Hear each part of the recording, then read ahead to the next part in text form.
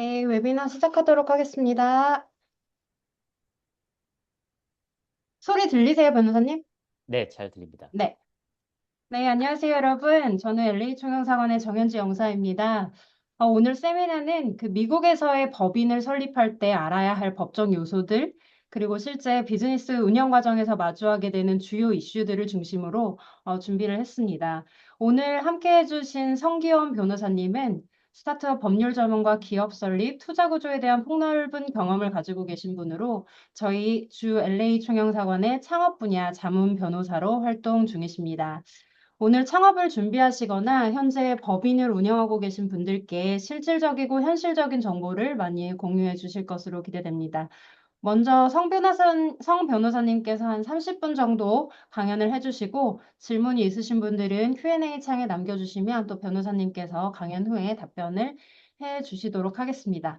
그러면 바로 세미나를 시작하겠습니다. 변호사님 부탁드립니다. 네, 감사합니다.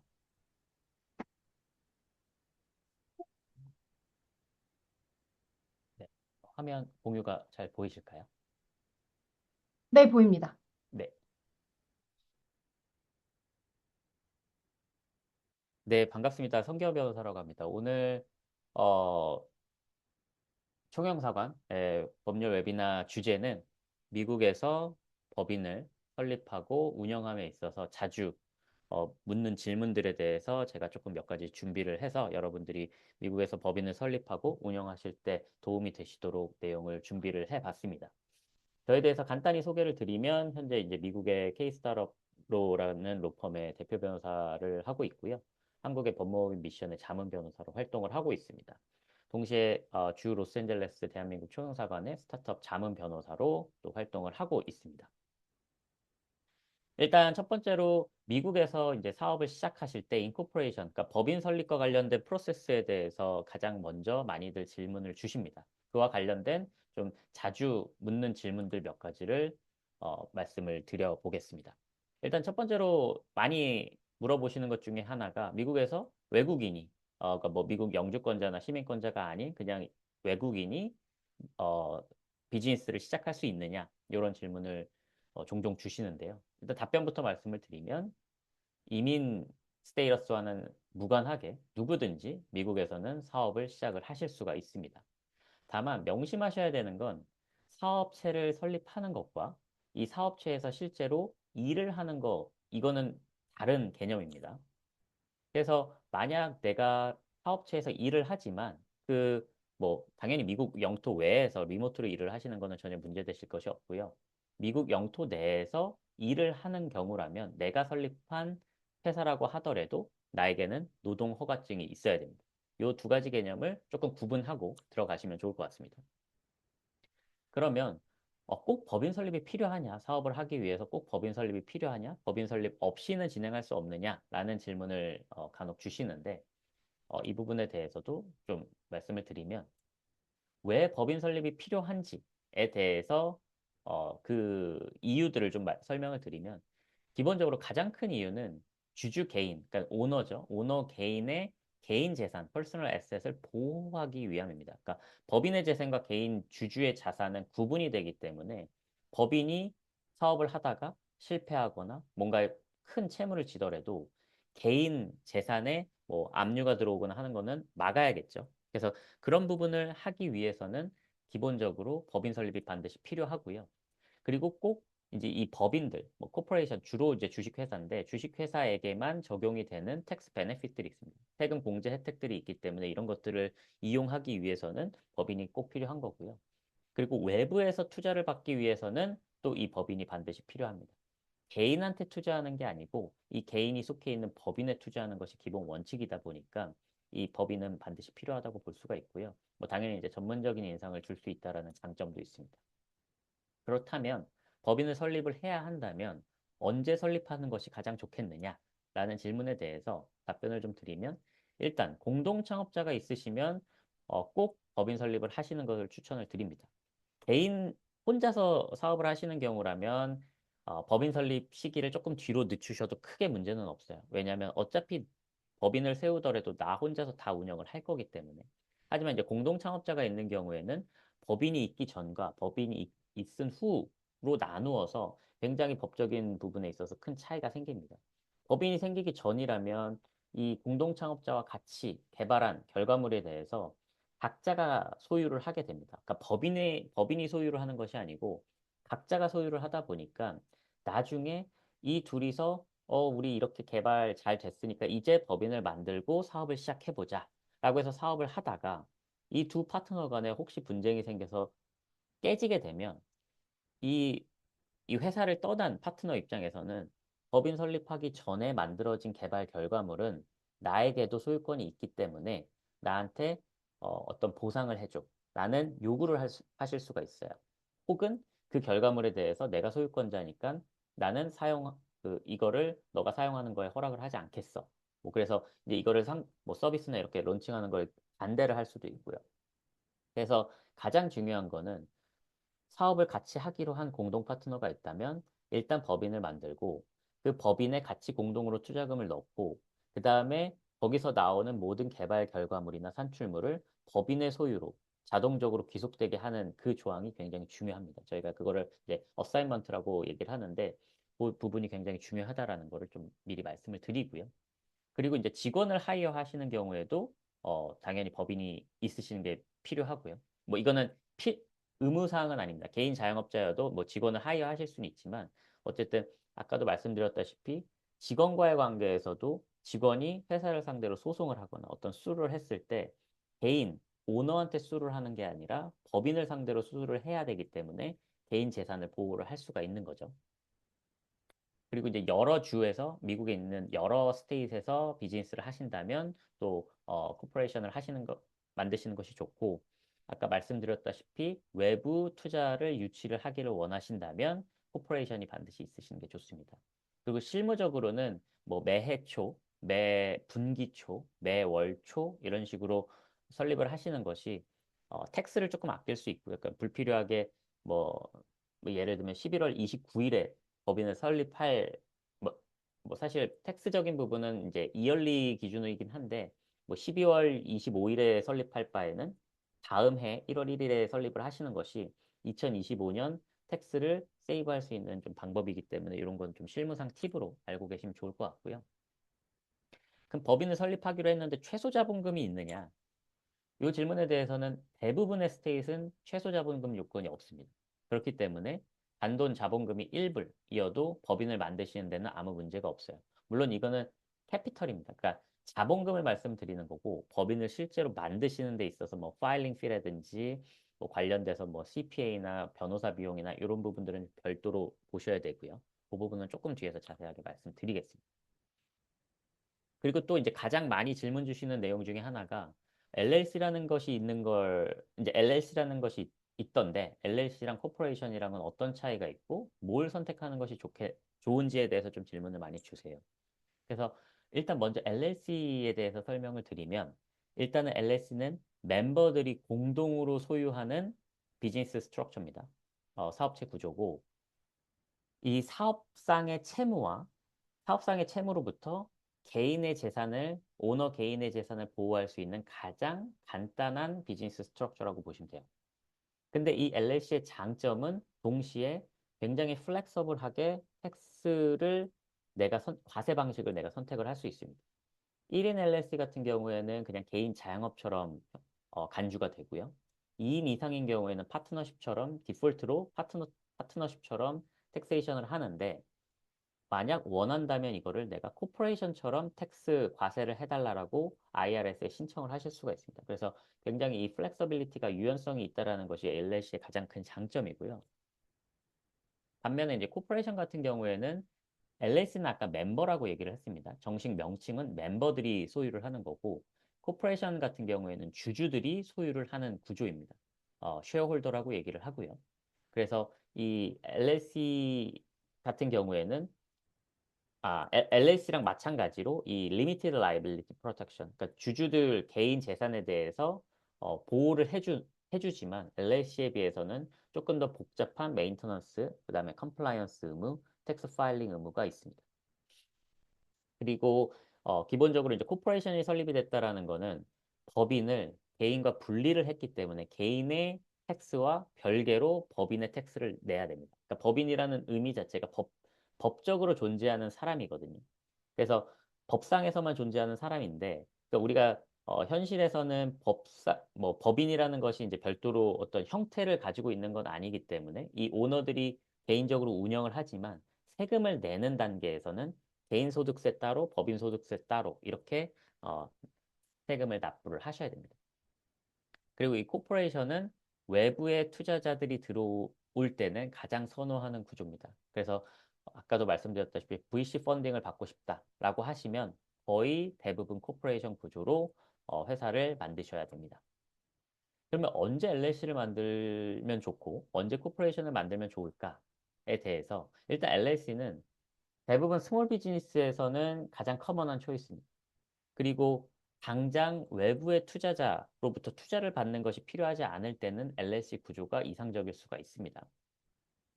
그리고 이제 대부분의 회사의 애뉴얼 프로핏이 다시 회사로 재투자되는 경우에 이제 가장 베스트인 구조고요.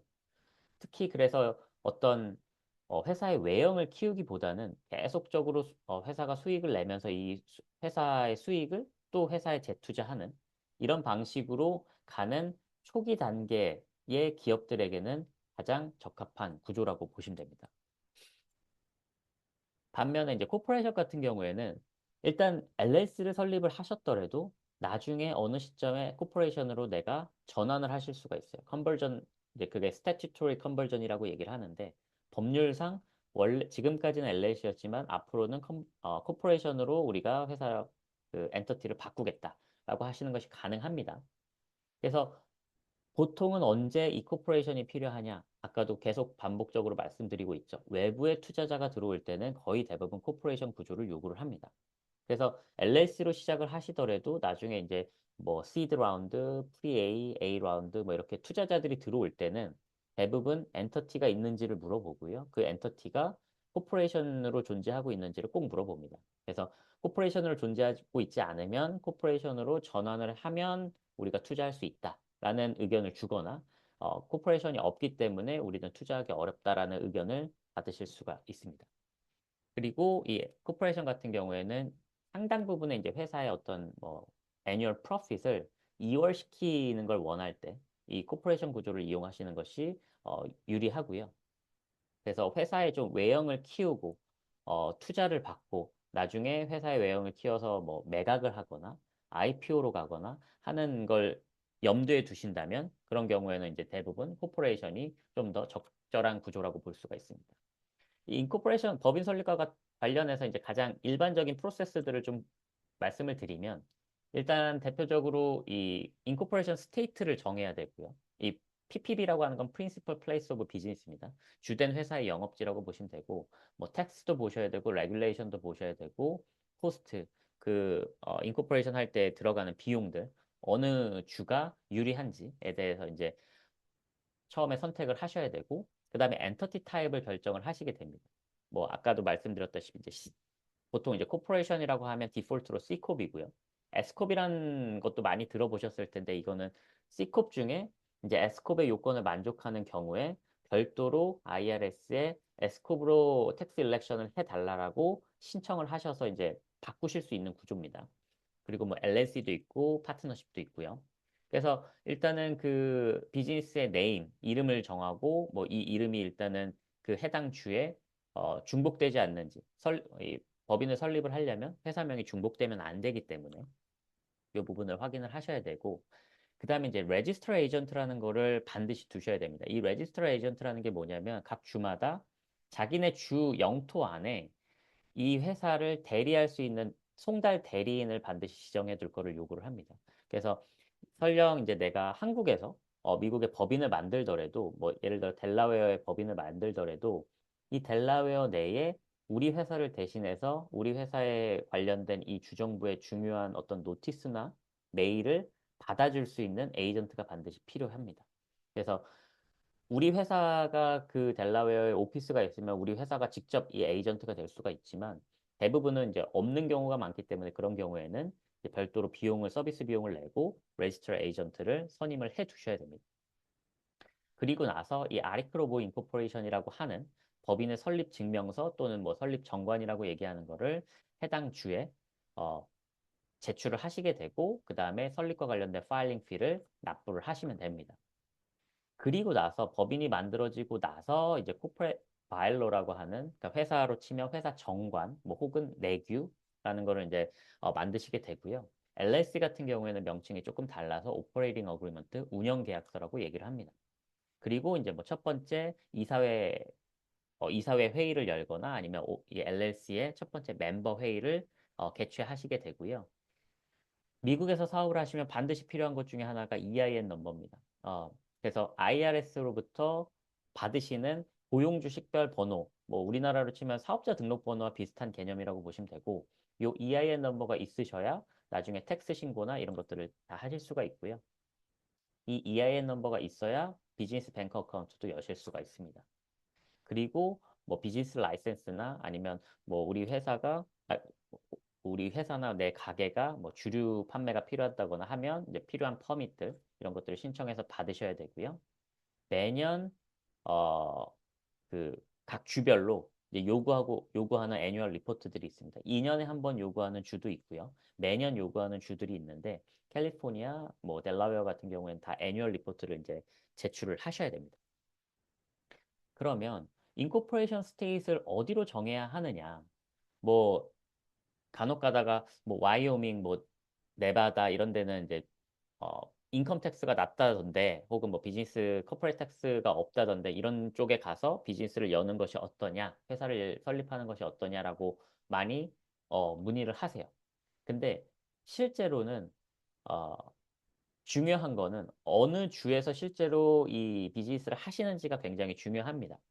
왜냐하면 내가 설령 네바다 혹은 뭐 와이오밍의 법인을 설립했다라고 하더라도 그 법인이 실제로 사업지가 캘리포니아에 있으면 캘리포니아에서 사업을 하는 걸로 간주를 합니다. 그런 경우에는 반드시 이 캘리포니아에 내가 사업을 하고 있다라는 포린 코퍼레이션으로 등록을 하셔야 돼요. 그래서 이런 경우에는 실질적으로는 그 법인이 설립되어 있는 주소와 법인이 실제로 운영되고 있는 주소가 많이 다르기 때문에 양쪽으로 다 필요한 어떤 컴플라이언스 의무나 필요한 스테이트 텍스를 납부하셔야 되는 단점이 생길 수는 있습니다. 하지만 이제 대표적인 케이스는 델라웨어에 코퍼레이션을 세우고 실제로 운영은 뭐 캘리포니아, 뉴욕, 텍사스 이런 데서 하시는 경우인데 이 경우는 조금 예외인 건 뭐냐면 왜 델라웨어에 코퍼레이션을 설립을 하냐면 델라웨어 회사법 자체가 가장 모델 회사법이고 이 VC들, 미국의 투자자들이 가장 선호하는 구조이다 보니까 내가 실제로 델라웨어에서 비즈니스를 하지 않더라도 미국 VC들로부터 투자를 받기 위해서는 델라웨어 Ccorp으로 이 법인을 설립하시는 경우가 좀 많습니다. 이 부분만 조금 예외로 보시면 될 것 같고요. 아까 말씀드린 EIN 넘버는 이제 비즈니스 텍스 아이디라고 보시면 되고 텍스 파일링을 하든 뭐 직원을 하이어링 하든 뱅크 어카운트를 여시든 다 꼭 필요한 그 숫자입니다. 그 넘버기 때문에 반드시 발급을 받으셔야 되고 온라인으로 바로 발급을 받으실 수 있습니다. 혹은 팩스로 발급을 받으실 수도 있는데 소셜 넘버가 있는 그러니까 그 회사의 대표자나 뭐 임원 관계자가 이 소셜 넘버가 있으신 분들이면 온라인으로 바로 발급이 가능하십니다. 혹시 뭐 한국에서 지금 세미나를 듣고 계신 분이 있을 수도 있어서 미국에 가지 않고 미국의 법인을 설립할 수 있는지 여부에 대해서 말씀을 드리면 대부분의 경우에는 non-resident라고 해서 인코퍼레이션에 제한을 두고 있지는 않습니다. 다시 말해서 캘리포니아에 살고 있는 사람이 델라웨어에 리모트로 법인을 여는 것도 가능하고요. 한국에 살고 있는 사람이 캘리포니아에 법인을 뭐 설립하는 거 전혀 문제가 없습니다. 다 온라인으로 가능하고요. 다만 몇 가지 스텝들 중에 대표적으로 이제 뱅크 어카운트를 여는 경우에는 인펄슨으로 비짓하는 것을 요구하는 것이 이제 원칙입니다. 은행들의 원칙이고요.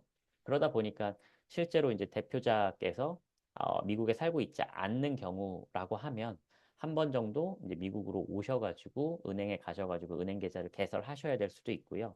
일부 온라인 은행들은 이 비대면으로 계좌 개설을 허용하는 곳도 있습니다. 결국 가장 중요한 건 비용이겠죠. 법인 뭐 만드는 거 다 좋고 어떤 뭐 장점이 있는지도 다 알겠는데 비용이 어느 정도 드느냐. 이 파일링 피 같은 경우에는 말 그대로 이제 법인을 설립하는 비용이죠. 그러니까 그 스테이트에 나 이러이러한 코퍼레이션을 만들어줘, LLC를 만들어줘라고 설립 신청을 하는 비용, 그 파일링 피는 적게는 뭐 몇십 불에서 많게는 수백 불 정도로 이 주마다 조금씩 다릅니다. 캘리포니아 기준으로는 뭐 코퍼레이션 같은 경우에는 설립할 때 100불, 그다음에 뭐 LLC 같은 경우에는 70불 이렇게 되어 있습니다. 그리고 아까 말씀드린 것처럼 레지스터 에이전트 서비스를 하시거나 뭐 이제 별도로 뭐 리걸 서비스, 어카운팅 서비스를 하시는 경우는 이제 별도 비용이 발생을 하겠죠. 뭐 리걸이나 어카운팅 CPA 비용은 뭐 천차만별이기 때문에 요거는 좀 차치하고 레지스터 에이전트 피 같은 경우에는 거의 이제 내셔널리 각 스테이트마다 뭐 저렴하면 애뉴얼리 한 50불, 뭐 비싼 데는 한 150불 요 정도 규모 수준이라고 보시면 돼요. 그래서 아주 크게 부담이 되는 수준은 아닙니다.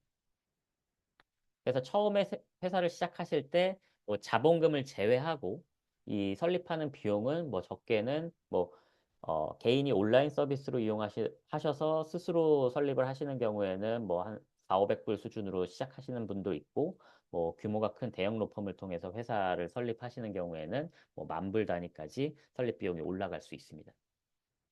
그러면 기간도 중요하죠. 뭐 비용은 저희가 살펴봤으니까 기간 같은 경우에는 이제 각 주별로 이 회사가 내가 설립을 해달라고 신청을 하고 그게 승인이 나는 데까지 이제 소요되는 기간을 보면 대부분 뭐 대부분의 주에서 이제 급행 서비스를 제공을 하고 있습니다. 그래서 노멀 프로세싱으로 진행을 하는 경우에는 뭐 주마다 너무 다른데 캘리포니아 같은 경우에는 뭐 한 보통 한 일주일에서 2주 그 정도 노멀 프로세싱 기간이 들어가고 델라웨어 같은 경우에는 길면은 한 달에서 두 달까지 소요가 되기도 합니다.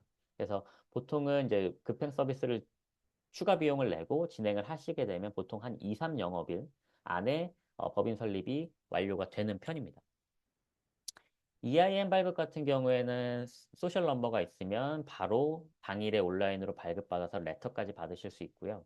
소셜 넘버가 없는 외국인들 같은 경우에는 제3자 대리인을 통해서 신청을 하시거나 아니면 팩스를 통해서 신청을 하셔야 되는데 제3자 대리인을 신청을 하시면 넘버는 소셜 넘버는 바로 나오는데 그 EIN 레터를 받는 거는 우편으로 받아보셔야 돼서 또 한 3, 4주 정도 추가적으로 걸릴 수가 있습니다.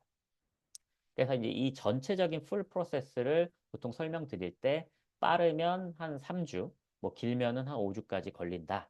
이 기간은 다시 말해서 내가 원하는 스테이트에 회사를 설립을 하고 그 설립 이후에 EIN 넘버를 받고 그 다음에 회사와 관련된 그 포스트 인코퍼레이션 뭐 셋업을 하는 그 기간까지 전부 포함해서 한 3에서 5주 정도가 스탠다드 일반적인 소요되는 기간이다라고 말씀을 드리고 있습니다. 이제 설립과 관련된 부분을 좀 말씀을 드렸고, 이제 오퍼레이션과 관련해서 좀 주로 많이 물어보시는 질문 한두 가지만 더 말씀을 드리도록 하겠습니다. 인플로이먼트와 관련해서 좀 자주 나오는 이슈 중에 하나가 이제 회사를 열었고 직원을 고용을 하고 싶은데 W2 인플로이가 있고 뭐 1099으로 고용할 수가 있다라고 하는데 뭐 어떤 차이가 있는지 장단점은 뭔지 이 부분에 대해서 조금 질문들이 많이 있으셔서 이 부분만 조금 정리하고 넘어가도록 하겠습니다. 일단 W2 인플로이가 기본적으로 우리가 얘기하는 회사의 직원이라고 보시면 되고요.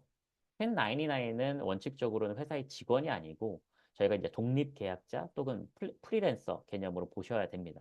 그래서 W2 인플로이들 같은 경우에는 고용주가 직접적으로 어떤 업무 지시를 하고 그 업무 방식, 업무 시간, 업무 장소 같은 거를 이제 지시를 하는 경우에는 이제 W2 인플로이로 이제 분류가 되고요. 1099 같은 경우에는 말 그대로 쉽게 생각하시면 우리 집에 뭐 어, 어떤 뭐 지붕을 고쳐주는 컨트랙터를 하이어하는 경우를 생각하시면 될 것 같아요. 이분한테는 우리 집 지붕을 고쳐주세요라고 하는 어떤 결과를 요청드리는 거지. 이 지붕을 고치기 위해서 몇 시부터 몇 시까지 일을 해주고 어떤 장소에서 어떤 방식으로 일을 해달라는 것까지 저희가 결정해서 알려드리진 않잖아요. 그래서 그런 컨트랙터들은 이제 보통은 이제 독립적으로 자기가 업무 방식, 업무 시간을 규정해가지고 일을 하시게 됩니다. 그러다 보니까 이 텍스와 관련해서도 인플로이 같은 경우에 W2 같은 경우에는 인플로이어한테 위드홀딩 의무가 있습니다. 그러니까 돈을 이 사람한테 월급을 뭐 1,000불을 준다고 했을 때 1,000불을 그대로 넷으로 주는 게 아니고 위드홀딩, 그러니까 원천 징수를 해서 필요한 텍스를 회사가 먼저 띄고 그다음에 나머지 금액을 직원한테 줘야 되는 의무가 회사에 있고요. 컨트랙터들에게는 그렇지 않죠. 내가 집수리해 주는 분한테 이거 1,000불에 계약을 하면 1,000불을 다 드려야지 거기에서 뭐 원천 징수를 하고 드릴 필요는 없는 겁니다. 그 세금은 그 돈을 받아간 컨트랙터 쪽에서 납부를 하시는 거고요. 그래서 이제 베네핏도 당연히 차이가 있고요. 인플로이들은 베네핏을 받지만 컨트랙터들은 베네핏을 받지 않고. 그리고 인플로이들은 미니멈 웨이지에 적용을 받고 오버타임도 하고 식 리브도 줘야 되지만 컨트랙터들은 1099들은 그런 프로텍션이 없습니다. 그러다 보니까 결국에는 이제 코스트와 관련해서 인플로이가 그러니까 고용주가 텍스도 내야 되고 보험도 해줘야 되고 베네핏도 줘야 되고 훨씬 비용이 많이 들어가고 그다음에 1099 같은 경우에는 그냥 약정된 컨트랙트 피만 주면 되니까 비용도 적게 들고 나중에 터미네이션 할 때도 W2 인플로이는 뭐 포멀한 프로세스가 필요한데 1099는 그냥 계약 해지만 하면 되니까 그래서 사람들이 1099으로 많이 하는구나. 이게 훨씬 좀 플렉서블 하구나라고 어 뭐 생각을 하실 거예요. 근데 이제 장단점을 좀 봐야 되는데 결국에는 W2의 가장 큰 장점은 좀 고용을 오랫동안 유지를 하면서 조금 더 이제 이 회사, 우리 회사에 좀, 어, 충성하는 회사에 이제 좀 완전히 커밋하는 직원들을 유지를 할 수가 있고 이 사람의 업무 방식이나 업무 결과물에 대해서 좀 직접적으로 매니지를 할 수 있다라는 큰 장점이 있습니다. 반면에 이제 비용이 올라가고 좀 하는 부분들이 있죠.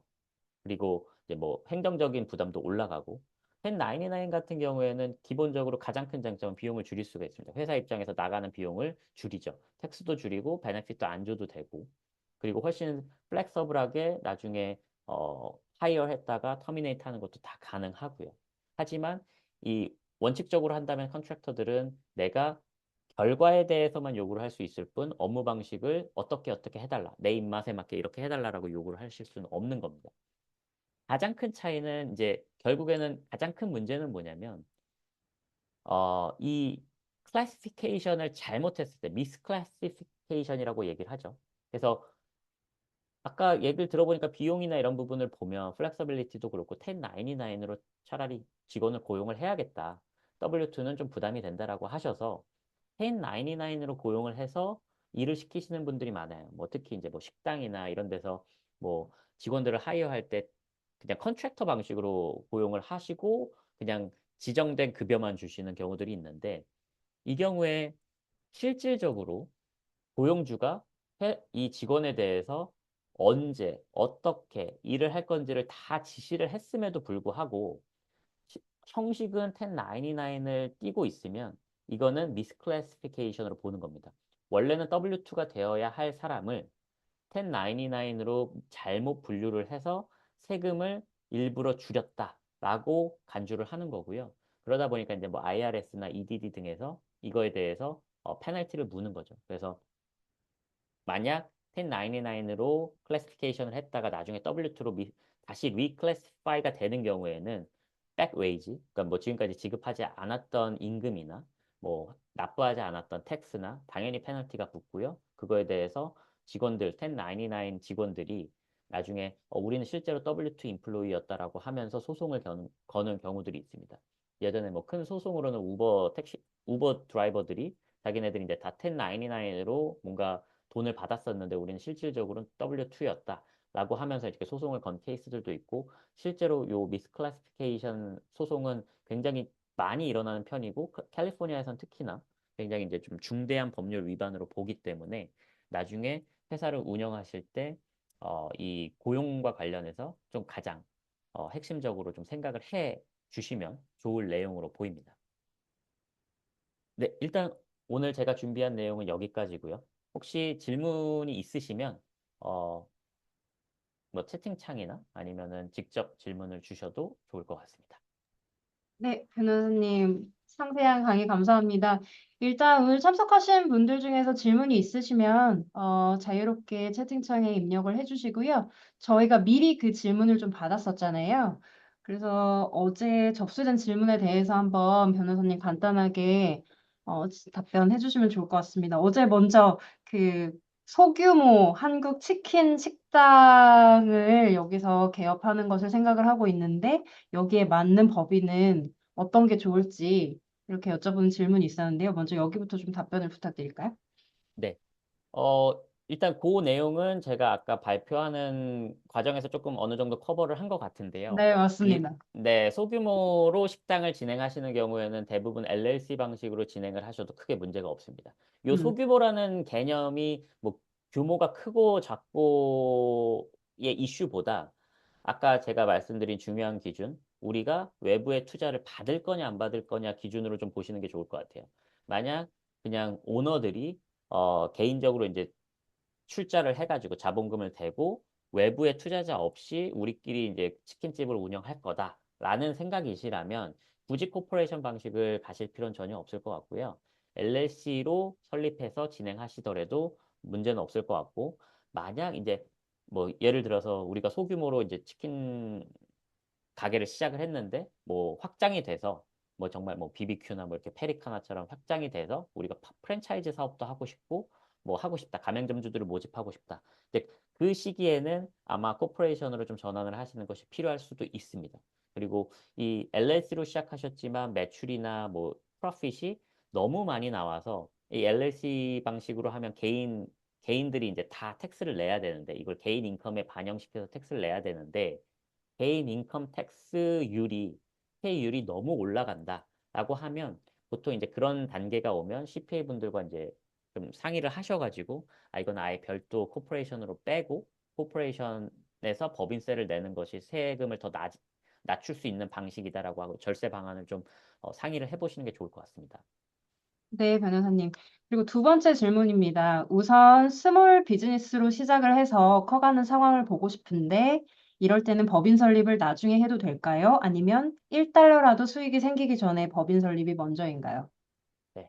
이것도 아까 이제 제가 말씀드렸던 내용으로 좀 돌아가서 다시 한번 복귀해서 말씀을 드리면 일단 공동 파트너가 있는지 없는지가 제일 중요할 것 같아요. 그래서 공동 파트너가 있는 경우라면 가급적이면 법인 설립을 먼저 하고 비즈니스를 시작하시는 것이 좋다라고 말씀을 드리고요.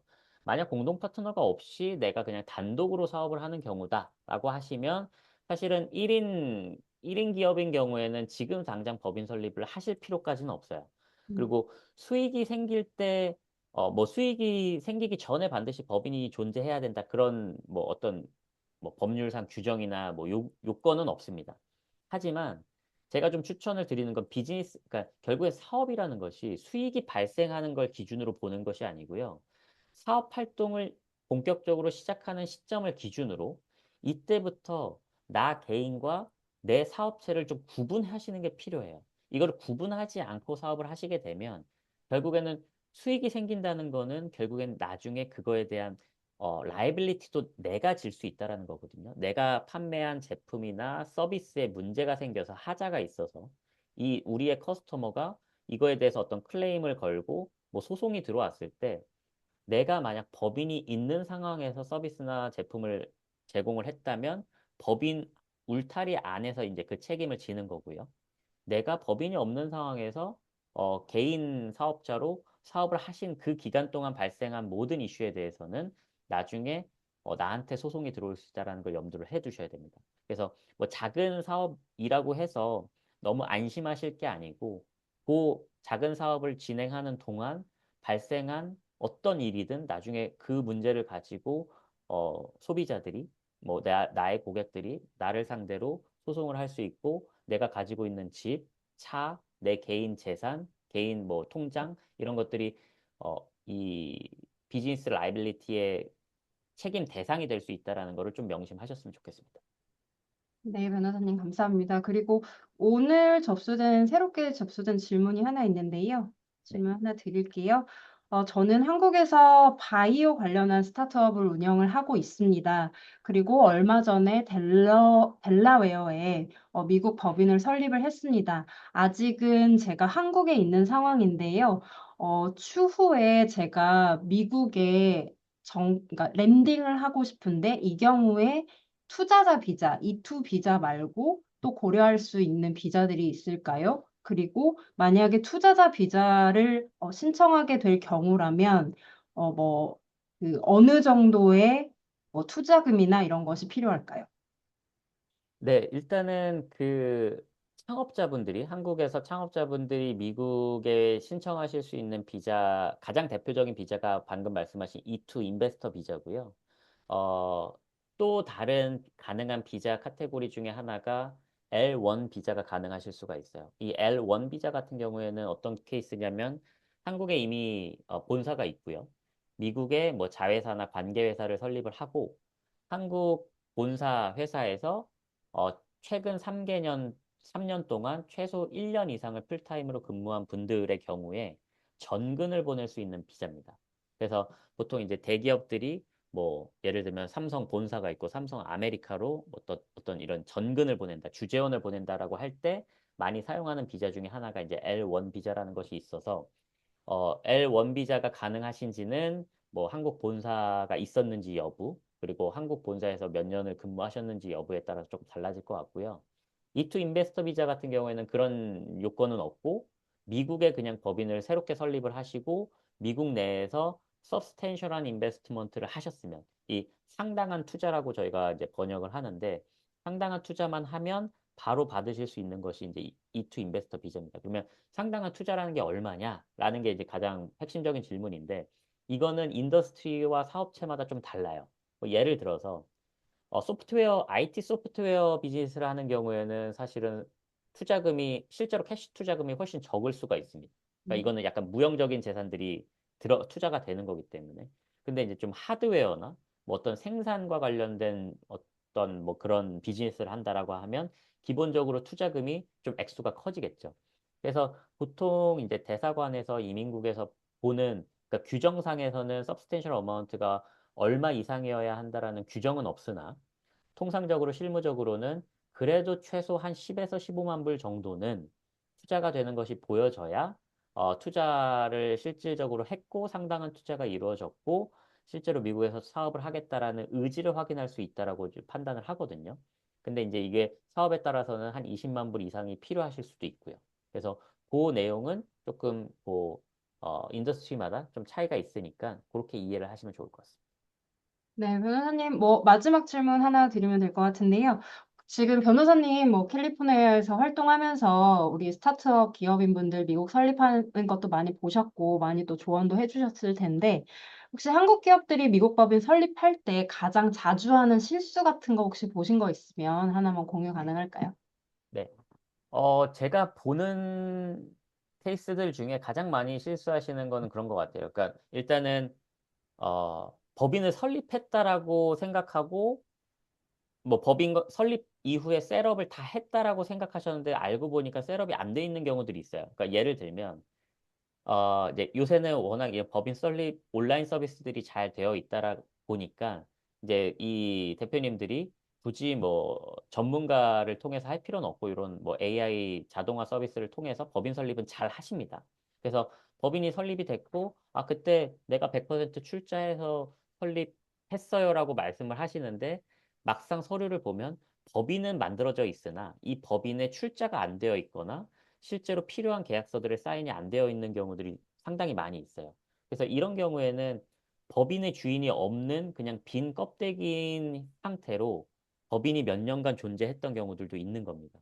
그래서 실제로 가장 중요한 거는 법인을 만드는 게 중요한 게 아니고 이 껍데기 안에 나 개인이 주주로서 내가 이 회사의 주식을 얼마를 내가 얼마를 내고 몇 주를 사겠다라고 하는 명확한 계약서가 있어야 되는 거고요.